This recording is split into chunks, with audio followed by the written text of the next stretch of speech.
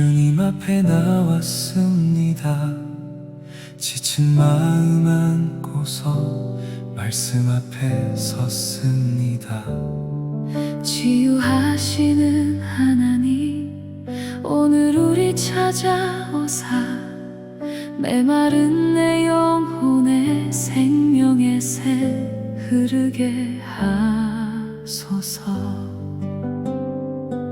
주의 말씀 살아있어 상한 마음 만지시네. 주의 사랑 임하는 곳 새 생명이 피어나네. 치유하시는 하나님, 나를 새롭게 하소서. 치유하시는 예수님, 내 마음을 만져주소서. 치유하시는 성령님, 내 영혼에 임하소서. 향기로운 수요일에 새 생명을 주소서.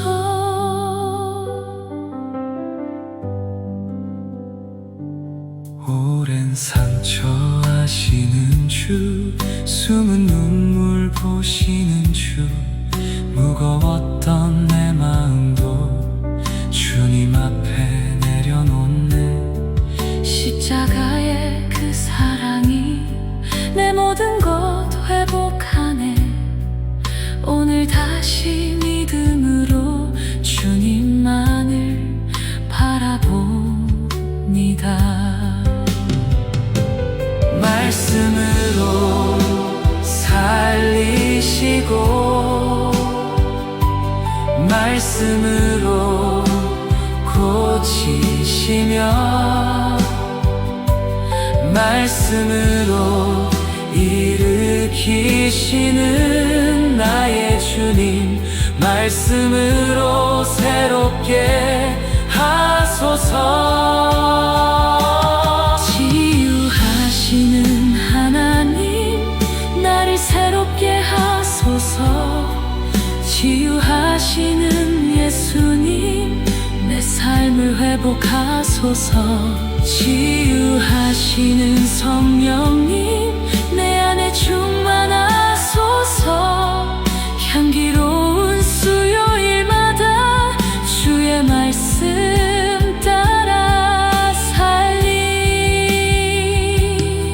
내 영혼을 새롭게 하소서. 아멘, 아멘.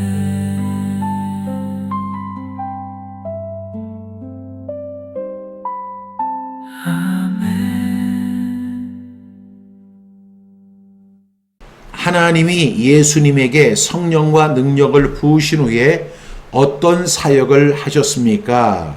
우리 함께 선포합니다.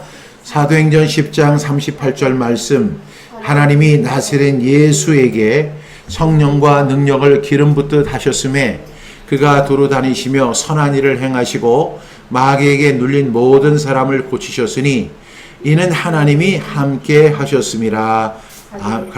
사도행전 10장 38절 말씀. 아멘, 아멘. 오늘 사도행전 10장 38절 말씀을 보니까 하나님이 나사렛 예수에게 성령과 능력을 기름 붓듯 하셨다, 이렇게 말씀합니다. 이 말씀을 통해서 우리가 알 수 있는 중요한 사실은 치유는 어디에서부터 시작되느냐면 성령의 기름 부으심에서 시작되는 것을 느낄 수가 있습니다. 그러니까 하나님이 나사렛 예수에게 성령과 능력을 기름 붓듯 하시고 난 후에 그가 두루 다니시며 선한 일을 행하시고 마귀에게 눌린 모든 사람을 고치셨으니 그 다음에 하나님이 함께 하셨습니다. 예수님의 그 치유 사역은 성령의 기름 부으심으로 시작이 되었습니다. 예수님은 하나님의 아들이셨지만 공생애를 시작하시면서 성령의 충만하심으로 사역을 시작하게 됩니다. 이 말씀을 통해서 우리가 분명히 알 수 있는 중요한 원리가 있는데, 치유는 사람의 재능이 아닙니다. 치유는 경험도 아닙니다. 뭐죠? 성령님의 역사입니다. 우리가 지금 수요 말씀 치유를 하고 있는데, 이 수요 말씀 치유를 통해서 제가 이렇게 말씀을 나누잖아요. 그러면 박 목사가 말씀을 잘 증거하니까 그 말씀에 은혜 받아서 치유함이 일어나는 것이 아니고요. 성령께서 말씀을 통해 역사하실 때 진정한 회복이 일어나게 된다는 사실을 여러분 꼭 기억할 수 있기를 바랍니다. 오늘 첫 번째로 하나님이 나사렛 예수에게 성령과 능력을 기름 붓듯 하셨어요. 그랬더니 예수님이 두 번째로 하신 일은 그가 두루 다니시며, 여러분 예수님은 기다리지 않으셨습니다. 아픈 사람을 찾아가셨습니다. 상처 입은 사람을 찾아가셨습니다. 절망한 사람을 찾아가셨습니다. 나병한 자를 찾아가셨습니다. 두 눈이 멀어서 아무것도 보지 못하는 맹인들을 찾아가셨습니다. 여러분, 예수님은 예수님의 사역의 대표적인 그 행동이 뭐냐면 그가 두루 다니시며, 여러분 사역은요 기다리는 사랑이 아니라 찾아가는 사랑이라는 사실을 꼭 기억할 수 있기를 바랍니다. 제가 지난주에도 말씀을 드린 바가 있는데, 여러분 하수는요 맨날 계획만 해요. 계획만 하고 이 계획 저 계획 세우다가 자기 계획에 지쳐 쓰러지는 사람들이 하수예요. 그런데 고수 또는 상수라고도 하죠. 이 사람들은 뭐냐면 그냥 오늘 생각했으면 그냥 추진하는 거예요. 그러다가 벽에 부딪히면 돌아가면 되는 거예요. 이쪽으로 가느냐 저쪽으로 가느냐는 그 순간에 결정을 합니다. 실패를 하죠. 실패의 원인을 뜯어봅니다. 아, 내가 여기서 실패했구나. 그래서 다시 또 나아갑니다. 이것이 바로 고수의 모습입니다. 그런 면에서 볼 때 예수님은 진정한 고수셨어요. 성령을 기름 붓듯 하신 예수님은 가만히 너희들 나 찾아와라. 내가 너희를 자유하게 하리라. 다 너희들 방방곡곡에서 갈릴리에서 나사렛에서 모든 지역에서 나에게 오라. 예수님 그렇게 하지 않으셨어요. 여러분 우리 지금 교회들이 다 지역교회죠. 교회는 하나인데, 여러분 광주에 있는 분이 서울에 가서 주일날 예배 드리기가 어렵잖아요. 그러니까 광주에 있는 분은 어디서 예배를 드려야 돼요? 광주 지역교회에서 예배를 드려야 돼요. 또 서울에 있는 사람들은 또 광주에 내려가서 예배드리기가 어려운 거예요. 그러니까 서울에 있는 사람은 서울에 있는 교회, 그 지역교회 가서 예배를 드리는 거예요. 우리 교회, 내 교회, 아버지 교회, 아들 교회가 아니에요.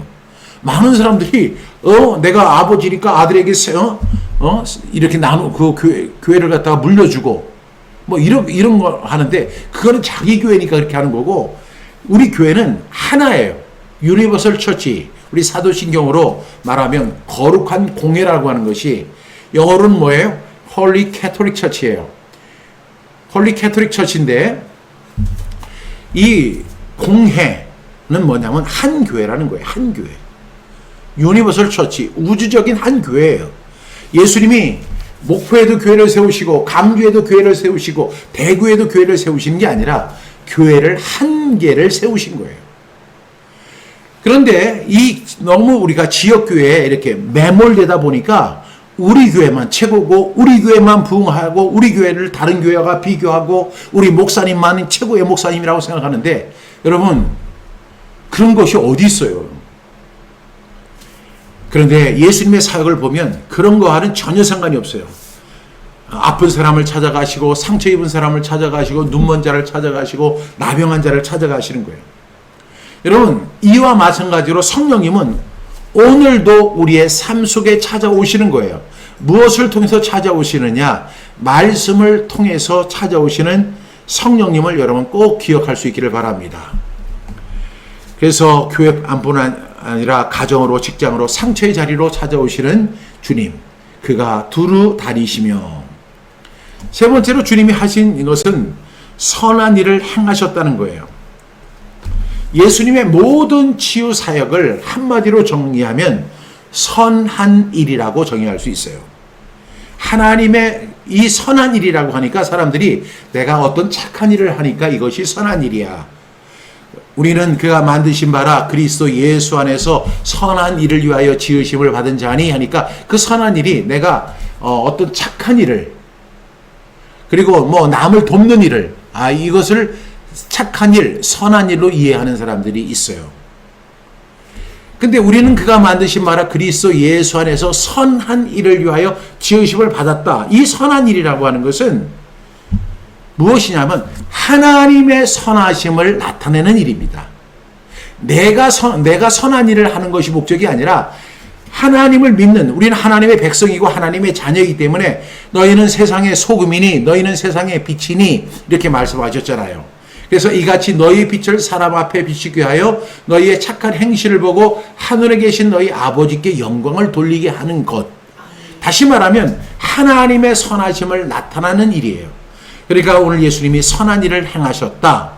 예수님이 착한 일을 많이 했다. 이런 의미가 아니라 하나님의 선하심을 나타내었다. 이렇게 이해할 수 있기를 바랍니다. 그럼 하나님의 선하심이 어떤 것일까요? 여러분, 하나님은 병을 기뻐하실까요? 아닙니다. 하나님은 상처를 기뻐하실까요? 아니죠. 하나님은요, 이 생명을 살리시고 회복시키시고 온전하게 하시는 선하신 하나님이에요. 그 하나님의 마음이 선하심이에요. 그래서 지금 질병 가운데 있는 사람에게 하나님의 선하심이 나타나야 되고, 상처를 받고 고통을 당하는 사람에게 하나님의 선하심이 나타나서 그 사람을 치유해야 되는 거예요. 왜냐하면 하나님은 생명을 살리시는 분이기 때문에 그렇습니다. 그래서 요한복음 10장 10절에서 예수님 말씀하시기를 도둑이 오는 것은 도둑질하고 죽이고 멸망시키려는 것뿐이요, 이렇게 말씀하셨지만 그 다음에 내가 온 것은 양으로 생명을 얻게 하고 더 풍성히 얻게 하려는 것이다. 하나님의 목적은, 하나님의 선하심은 생명을 살리고 회복시키시고 온전하게 하시는 것이 하나님의 선하심입니다. 이 선하심을 주님이 나타내시는 일이 바로 선한 일을 행하시는 것입니다. 그 중에서 대표적인 것이 뭐냐면 치유입니다. 치유는 하나님의 선하심이 우리 삶에 나타나는 사건입니다. 제가 군대에서 점프를 했거든요. 점프를 여러 차례를 하다가 하루는 굉장히 컨디션이 좋지 않은 상태에서 점프를 하는데 그때 군장이 엄청 무거웠어요.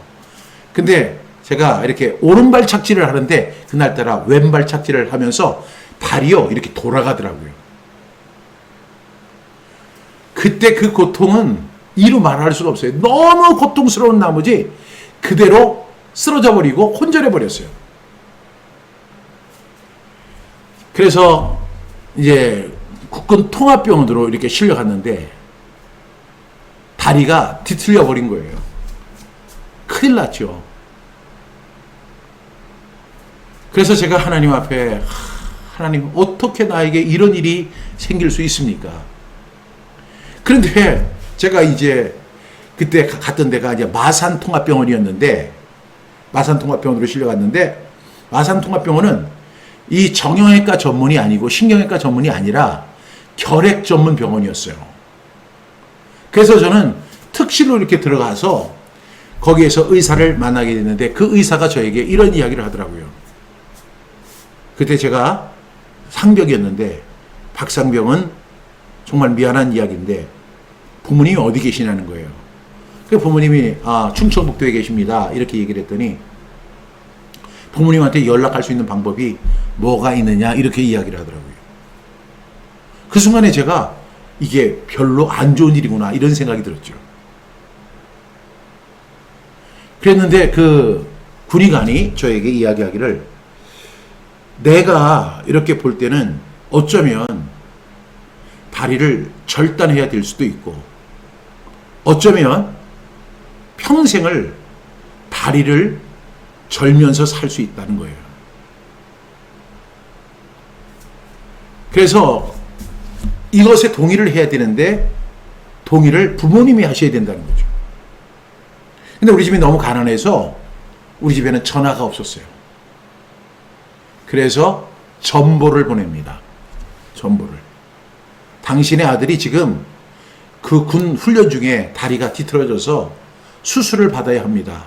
시간이 없습니다. 촉박하니까 얼른 와서 수술 동의서에 동의해 주시길 바랍니다. 그래, 그런 편지를 이제 전보를 보낸 거죠.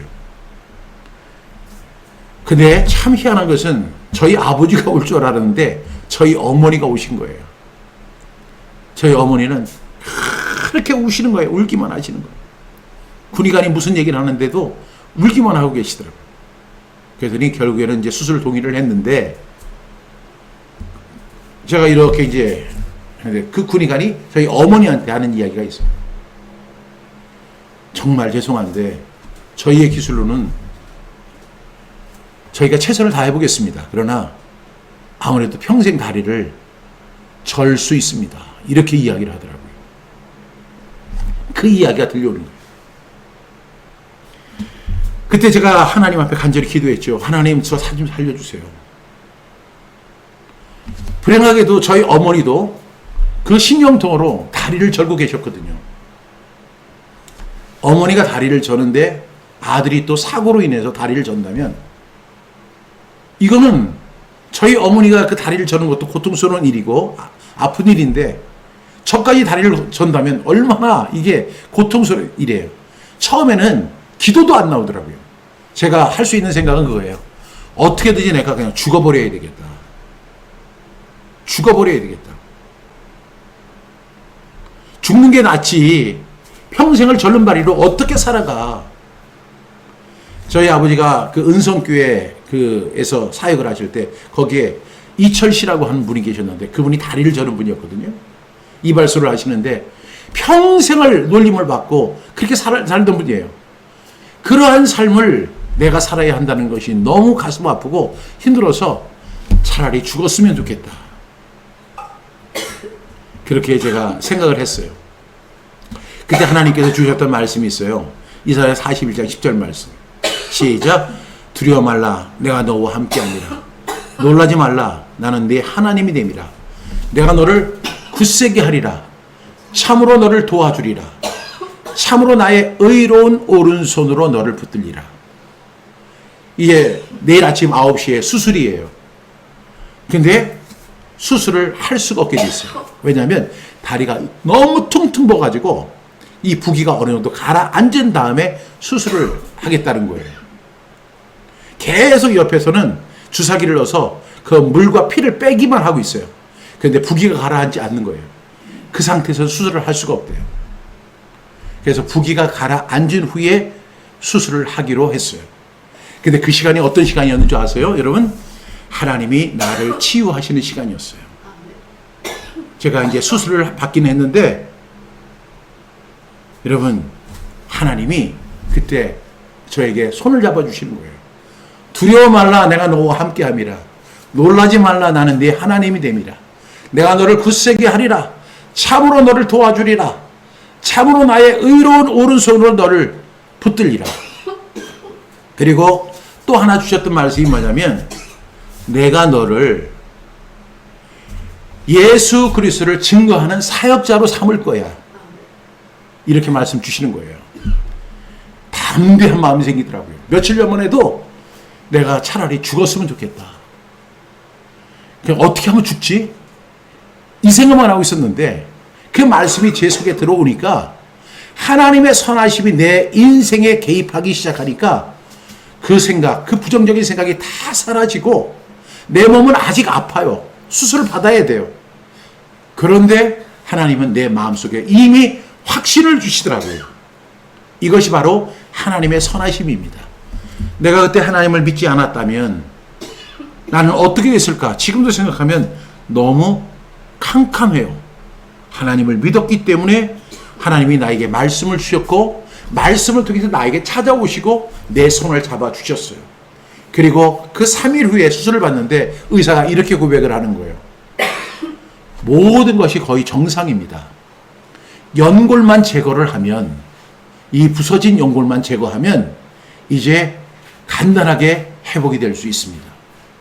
그래서 저는요, 그 연골 제거 수술을 받고 완전히 치유함을 받게 됩니다. 얼마나 큰 고통이었는데 하나님께 저를 회복시켜 주시고 하나님의 삶이, 하나님의 선하심이 저의 삶에 나타나는 시간이었습니다. 세 번째로 하나님이 나사렛 예수에게 성령과 능력을 기름 붓듯 하실 때 첫 번째로 그가 두루 다니시며 두 번째는 선한 일을 행하시고 세 번째가 뭐죠? 마귀에게 눌린 모든 사람을 고치셨다는 것입니다. 여러분, 오늘의 말씀의 핵심이 바로 눌린입니다. 눌린. 여기 보니까 예수님이 두루 다니시며 선한 일을 행하시며 그 다음에 마귀에게 눌린 모든 사람을 고치셨다는 거예요. 마귀에게 눌렸다는 것입니다. 여러분, 이 눌렸다고 하는 말이 헬라어로는 카타디나스티오예요. 카타디노스티오인데 강한 힘으로 억누르다, 짓누르다, 지배하다 이런 의미를 갖고 있어요. 그러니까 마귀가요 보이지 않잖아요. 하나님이 보이시지 않는 것처럼 마귀도 보이지 않는데 오늘 이 사도행전에서 뭐라고 이야기를 하냐면 마귀에게 눌린 모든 사람을 고치셨다. 근데 여기서 고치셨다는 것에 포커스를 두는 것보다 더 중요한 것은 마귀에게 눌린이에요. 눌린. 여러분, 저와 여러분이 알게 모르게 마귀에게 눌려 있습니다. 오늘도 저와 여러분들이 하나님의 사람으로 당당하게 이 세상을 살아가야 하는데 마귀에게 눌려 살아가는 사람들이 너무너무 많습니다. 마귀의 강한 힘에 짓누름을 당하고 마귀의 그 강한 짓누름에 억압을 당하고 지배를 당하는 사람들이 지금 너무너무 많은 거예요. 여러분, 예수님께서 요한복음 10장에서 말씀하신 것처럼 도둑이 오는 것은 도둑질하고 죽이고 멸망시키려는 것뿐이다 이렇게 말씀했는데 마귀가 우리를 죽이지 못할 때 제일 먼저 하는 행위가 누르는 행위입니다. 눌러버립니다. 그래서 여러분, 두려움에 한번 눌려보셨습니까? 두려움에 눌려보셨어요? 죄책감에 눌려보셨습니까? 우울에 눌려보셨습니까? 염려에 눌려보셨습니까? 중독에 눌려보셨습니까? 상처에 눌려보셨습니까? 사람의 말에 눌려보셨습니까? 마귀는 온갖 방법을 통해서 우리를 죽이지 못하면 어떻게 하냐면 마귀가 눌리려고 합니다. 억압하려고 하고 강한 힘으로 짓밟으려고 합니다. 그것이 바로 어떤 세계에서 이루어지냐면 우리의 영적 세계에서 일어나는 일입니다. 그래서 많은 사람들이 두려움 속에 살고 있잖아요. 내일에 대한 두려움, 여러 가지 두려움에 눌려 살아요. 또 가장 우리를 괴롭히는 것 중에 하나가 뭐냐면 죄책감입니다. 죄책감. 내가 뭔가를 해야 돼. 나 이렇게 살 수 없어. 여러분, 그 죄책감이라는 게 뭐냐면 내 영혼의 감옥입니다. 여러분, 누가 여러분을 가두었습니까? 아무도 여러분을 가두지 않았어요. 그런데 마귀가 여러분을 갖다가 강한 힘으로 짓누르고 억압하고 지배할 때, 눌러버렸을 때 어떤 일이 생기냐면 여러분, 그 내 영혼의 감옥인 죄책감에 빠져버립니다. 죄책감에 빠져버리면 아무리 좋은 바다 앞에 서 있어도 그 사람은 영혼의 감옥에 갇혀 있는 거예요. 산이 그렇게 멋진 명산에 올라가 있으면서도 그 영혼의 감옥에 갇혀 있는 거예요. 죄책감이라는 것이 여러분 반드시 예수님의 이름으로 해결해야 할 문제입니다. 오늘도 우리 죄책감이 나를 누르는 거예요. 내가 우리 자식한테 잘 해주지 못했지? 거기에 대한 죄책감이 있어요. 그런 사람 한번 손들어 보세요. 되게 많네요. 그 다음에 내가 남편한테 제대로 못했지? 그런 죄책감 갖고 있는 사람 있죠. 손들어 보세요. 또 어떤 사람은 아내에게, 내가 아내에게 내가 잘못했어. 죄책감 갖고 있어요. 여러분, 죄책감을 예수님의 이름으로 갖다 버리시기 바랍니다. 죄책감은 하나님이 주시는 마음이 아닙니다. 마귀가 눌린 결과입니다. 우울하십니까? 염려에 지금 짓눌리고 있습니까? 중독, 상처, 그리고 사람의 말 한마디에 그냥 은맥이 주고 이렇게 하는 사람들이 있어요. 그것은 바로 마귀에게 지배를 당하고 있는 거예요. 여러분, 그래서 우리는 말씀이 필요해요. 그래서 말씀 치유는 이 눌림에서 해방되는 시간이 바로 이 시간입니다. 성령님은 우리를 짓누르는 모든 무거운 짐을 벗겨주시는 거예요. 그래서 우리가 오늘 함께 선포한 말씀 가운데 보면 요한복음 16장 13절에 이런 말씀이 있죠. 같이 선포합니다. 시작. 그러나 진리의 성령이 오시면 그가 너희를 모든 진리 가운데로 인도하시리니. 여러분, 진리 가운데로 인도하신다는 거예요. 성령님이 오시면 우리에게 뭐 여러 가지 능력을 행하시고 이런 것이 아니라 그가 너희를 모든 진리 가운데로 인도하신다. 그러면 진리가 무엇입니까? 요한복음 8장 31절에서 예수님 뭐라고 말씀하셨어요? 진리를 알지니 진리가 너희를 누르리라. 진리가 너희를 억압하리라. 진리가 너희를 짓밟으리라. 이렇게 돼 있어요? 아니죠. 진리가 너희를 자유하게 하리라예요. 여러분, 진리의 성령인 성령님이 우리에게 가운데 오시면 그가 우리를 모든 진리 가운데로 인도하십니다. 왜? 우리가 성경 암송을 하는 사람들인데 성경 암송한다고 해서 그 말씀의 의미를 다 아는 게 아니거든요. 제가 지난주 주일날 성령의 9가지 열매에 대해서 설교를 했는데 그 설교를 듣고 이걸 처음 듣는다. 이런 내용 처음 들어봤다. 이런 분이 엄청 많았잖아요. 그렇죠? 여러분, 우리가 다 이해할 수 없어요. 근데 성령님이 우리를 오셔서 우리를 어디로 인도하시냐면 진리 가운데로, 말씀 가운데로 인도하시리니. 근데 또 성령님의 특징이 있어요. 그가 스스로 말하지 않고 오직 들은 것을 말하며 장래일을 너희에게 알리신다. 이렇게 말씀하는 거죠. 여러분, 성령님은 이 진리를 통해서 우리를 짓누르는 모든 무거운 짐을 벗겨주시는 분입니다.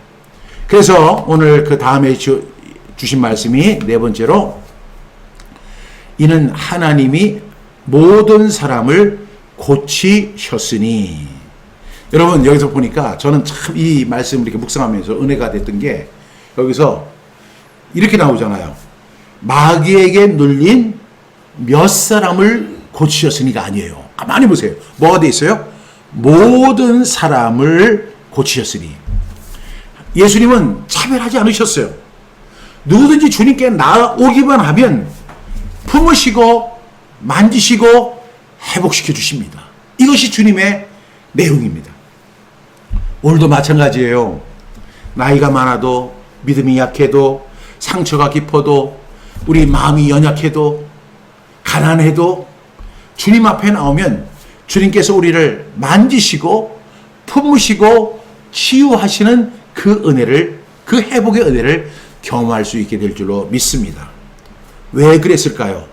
이것을 다시 결론적으로 이렇게 이야기합니다. 이는 하나님이 함께 하셨습니다. 그러니까 예수님의 능력과 비결은 성령님이 함께 하시는 삶이었어요. 오늘도 우리가 성령님과 함께 동행할 때 말씀이 능력이 되고 기도가 능력이 되고 삶의 회복의 통로가 된다는 사실을 믿는 저와 여러분 될 수 있기를 간절히 축복합니다. 오늘 하나님은 저와 여러분에게 이렇게 말씀하십니다. 눌린 채 살지 말아라. 두려움에 짓눌려 살지 말아라. 죄책감 예수의 이름으로 갖다 버려라. 상처 예수의 이름으로 막아버려라. 성령님은 우리를 일으켜 세우신 분입니다. 무거운 짐을 벗기시고 치유를 회복하게 하시고 기쁨을 다시 회복시켜 주시는 분이 바로 우리 성령님이십니다. 그래서 하나님이 나사렛 예수에게 성령과 능력을 기름 붓듯 하셨음에 그가 두루다니시며 선한 일을 행하시고 마귀에게 눌린 모든 사람을 고치셨으니 결과는 뭐죠? 이는 하나님이 함께 하셨습니다. 이 사실을 꼭 믿는 저와 여러분 되기를 축복합니다. 기도하겠습니다. 하나님 아버지, 오늘 이 시간 성령과 능력으로 기름 부으신 예수님을 바라봅니다. 우리도 살아오면서 많은 곳에 눌려왔습니다. 염려에 눌렸고 두려움에 눌렸고 실패의 기억에 눌렸고 사람들의 말에 눌렸고 죄책감과 상처에 눌렸고 자유를 잃고 살아왔음을 고백합니다. 저도 그런 사람이었습니다. 그러나 오늘 말씀을 통해 다시 믿습니다. 성령께서 눌린 자를 자유하게 하시는 분이심을 믿습니다. 우리의 마음을 짓누르는 모든 무거운 짐을 벗겨 주시옵소서. 우리 안에 깊이 자리 잡은 두려움이 떠나가게 하시고 오래된 상처와 낙심을 치유하여 주시옵소서. 성령님의 기름 부으심으로 우리의 영혼을 새롭게 하시고 몸과 마음과 생각을 회복시켜 주시옵소서. 오늘도 우리를 치유하시는 예수님의 이름으로 감사하며 간절히 기도하옵나이다. 아멘.